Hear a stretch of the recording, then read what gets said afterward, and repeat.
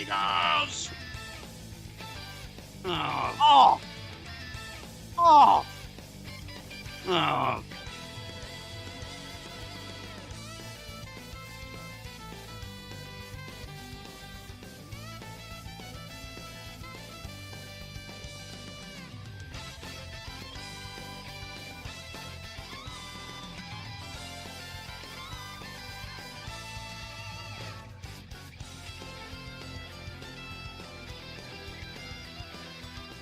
Last time in this amazing series, I talked about a very specific and kind of useless soldier melee, the half-Zatoichi, and paired it with the very useful Conqueror banner.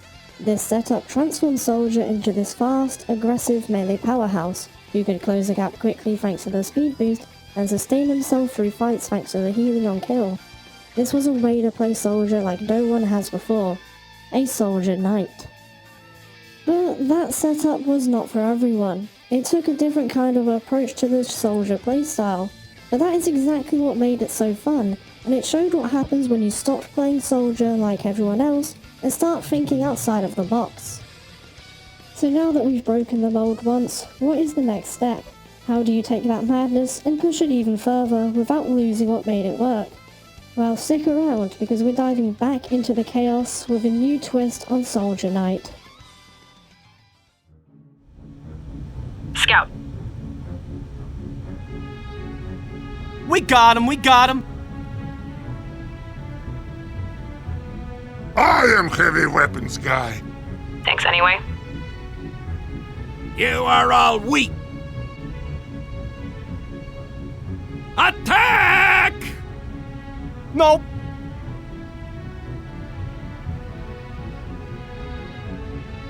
Gun incoming, soldier.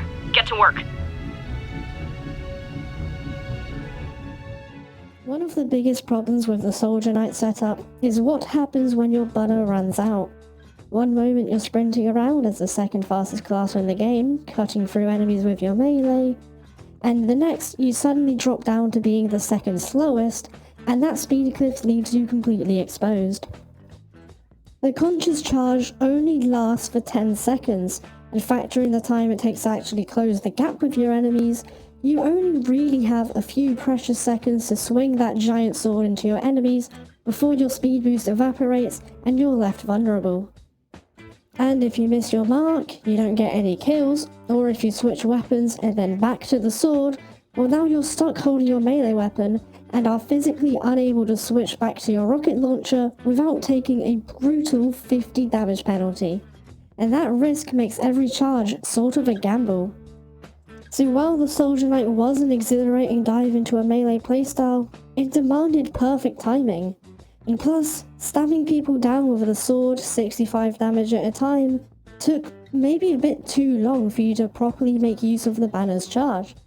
So the next step is about breaking free from those limits and becoming even more faster, more flexible, and be able to keep up the momentum longer without crashing down to earth. Because if you truly want to dominate in this game, speed cannot be a temporary measure. It needs to be a constant state of being. Lil help?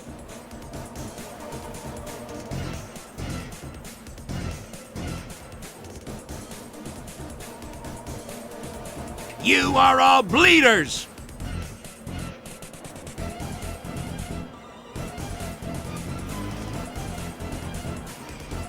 Attack! Oh yeah!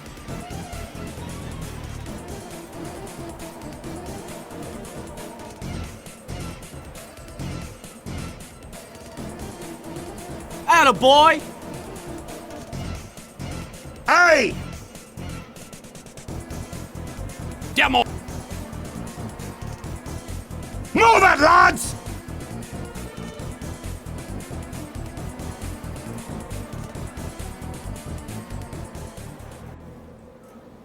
Affirmative!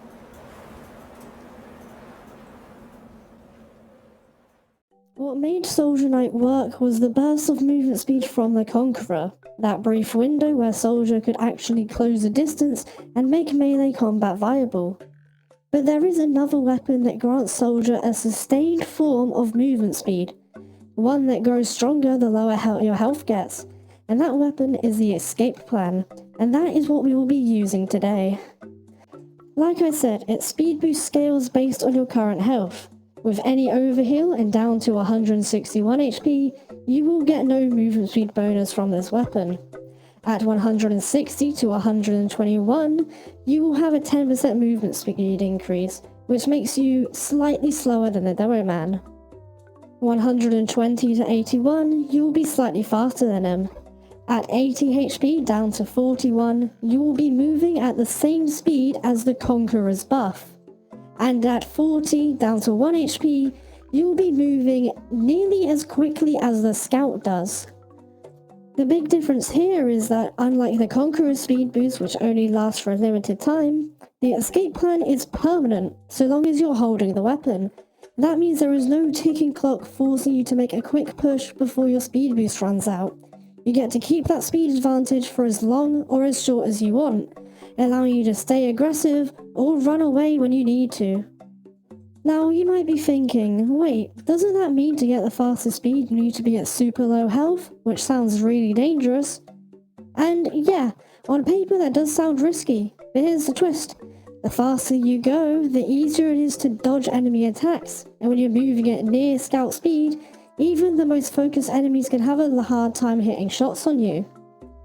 Plus, every little bit of damage you do take doesn't just bring you closer to death, it also makes you faster, turning enemy hits into a strange kind of speed boost, letting you turn the tables and using their damage to your advantage, allowing you to kill them quicker instead. I only recommend pulling out the melee while at 80 HP or lower, with 80 giving you the same speed boost as the conch. 80 HP is also a decent amount of HP, allowing you to survive a couple bits of chip damage, which will then bring you down to that 40 HP threshold, giving you even more speed, closer to that of a scout. And here's the real kicker: if you ever pull out your melee weapon at the wrong time, unlike with the Zatoichi, you're free to switch right back to your rocket spam without any penalty, no awkward 50 damage hit waiting for you, and no slower draw or holster speed. That flexibility means you can play aggressively with regular Soldier, switch to the escape plan for melee combat, and if you need to, switch right back to rockets. But of course that is just its upsides, so what are the downsides again? Oh no. Oh.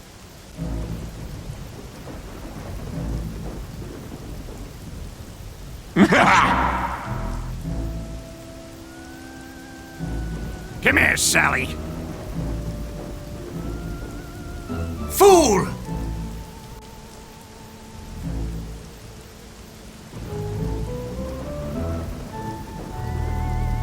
Oh, no. No!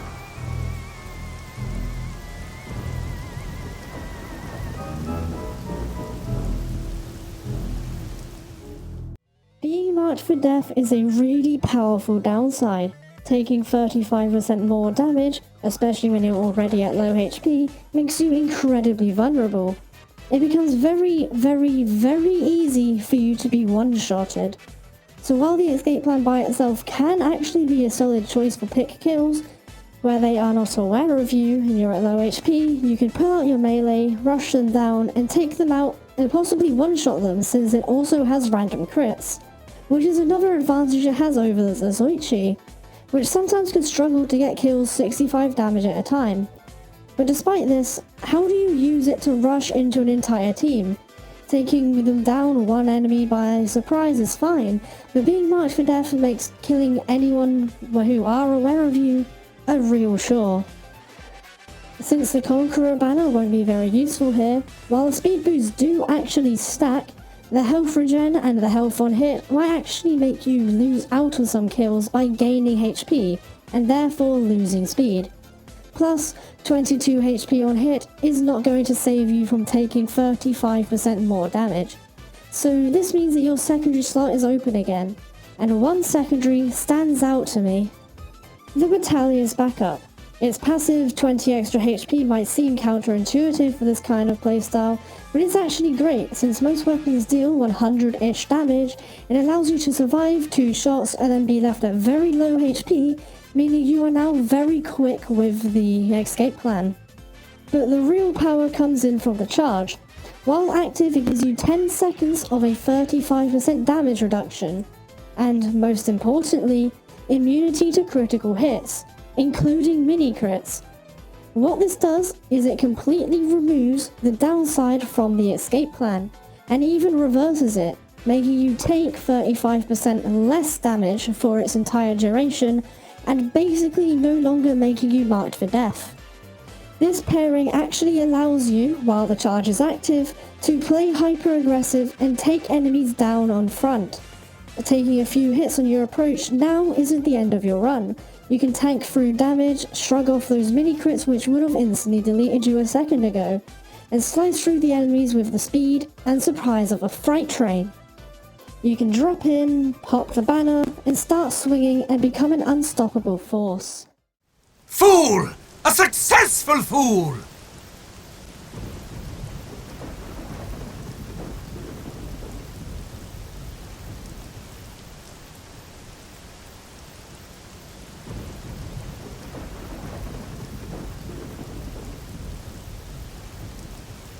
No! Aye! Oh,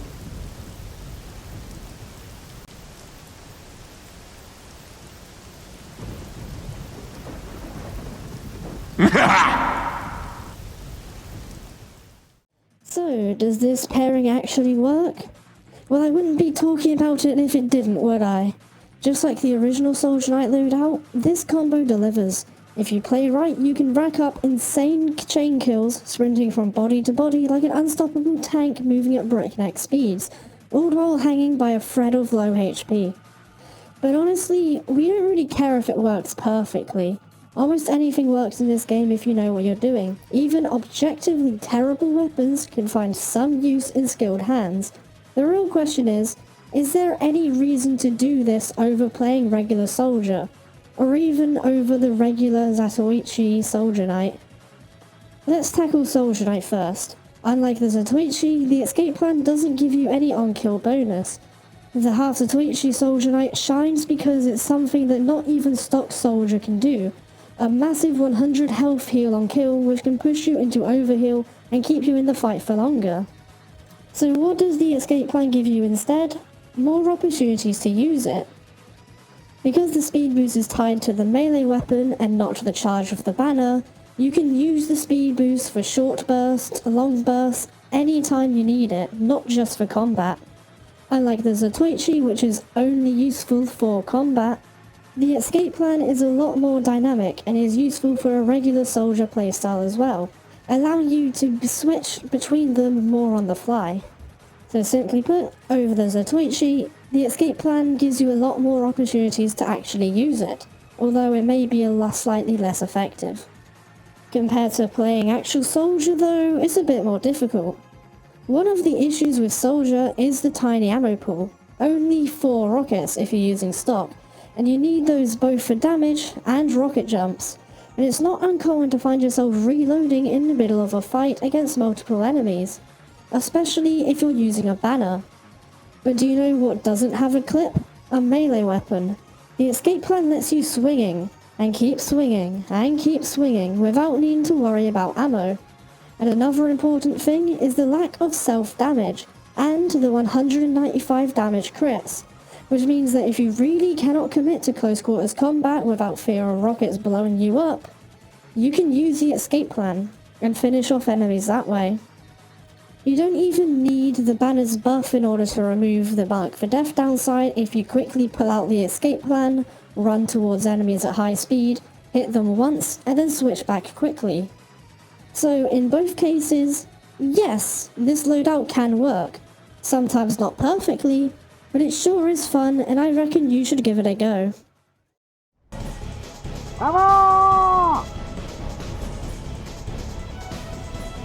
you cannot burn me. I'm already on fire.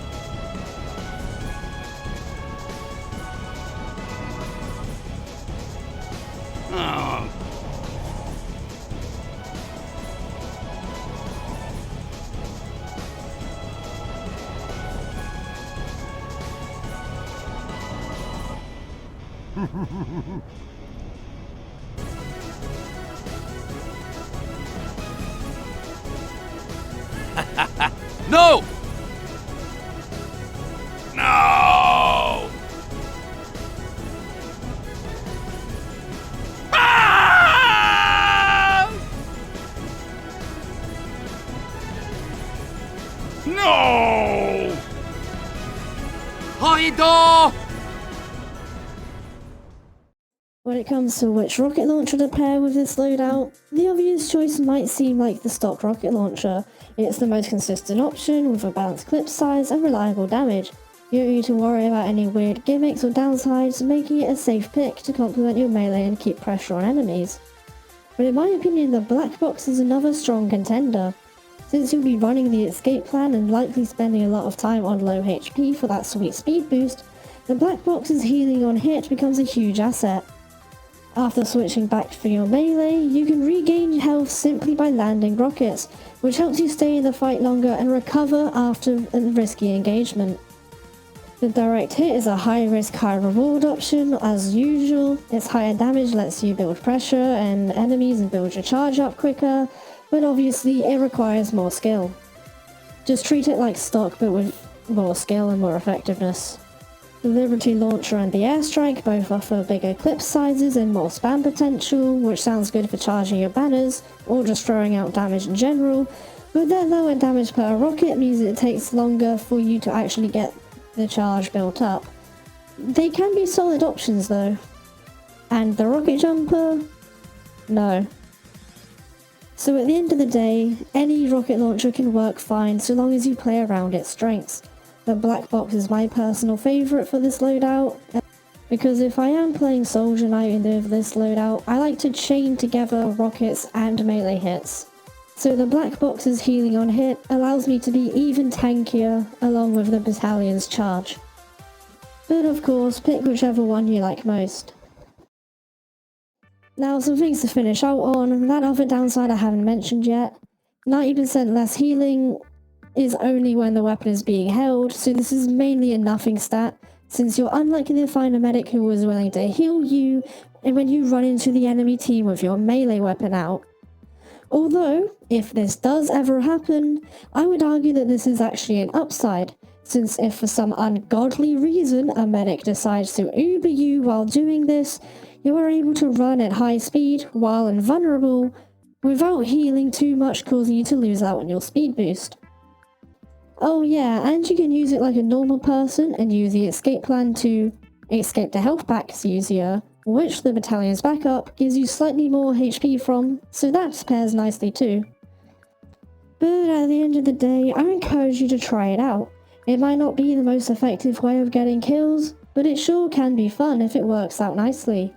And the best part of these Soldier Knight playstyles is that you don't need to fully commit to them. For them to be the most effective, you simply need a banner charge, which you need to use your rockets to charge up, or in other words, playing regular soldier. But if the opportunity presents itself, you can pull out your melee weapon and keep swinging. And always remember to stay away from pyros. Click on the screen to be taken to the first Soldier Knight video. But maybe don't, because my microphone quality is really bad. You've been warned. Seriously, don't do it. The Star Wars skits are even cheesier than they are here. Seriously, don't do it. Alright, fine, I can't stop you. I'll see you next year where I make Return of the Melee range.